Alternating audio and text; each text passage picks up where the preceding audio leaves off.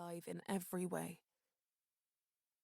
Vanessa admired her attitude and strength, and made the mistake of thinking that she could somehow help her, this teenage war refugee, despite the fact that she had proved previously that she was unable to take care of anyone, especially a child. She was destructive and unreliable, and she should have stayed away from Natasha. But she didn't. Instead, she reached out to Natasha to fill her own sense of emptiness, to give her company. And it had eventually resulted in the young girl going missing. One day she left the shelter with a friend and didn't return. The employees at the shelter simply seemed to think she had left voluntarily. But Vanessa knew better. It didn't make sense. She had a Swedish residence permit, and she loved living here.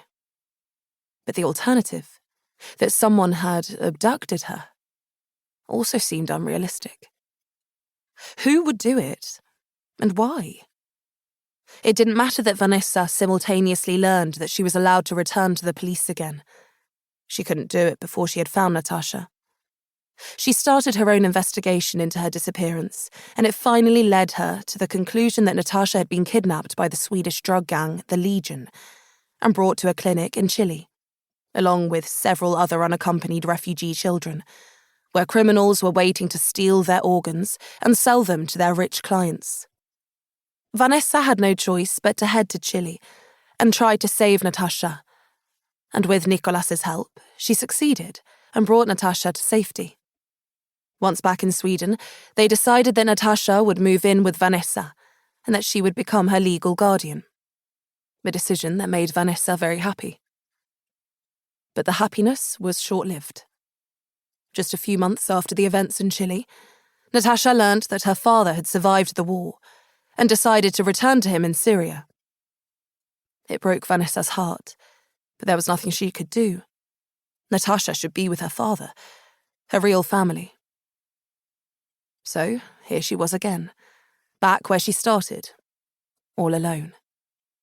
With one child gone, and the other on the opposite side of the world, desperately hoping every day that she would return to her in Sweden again.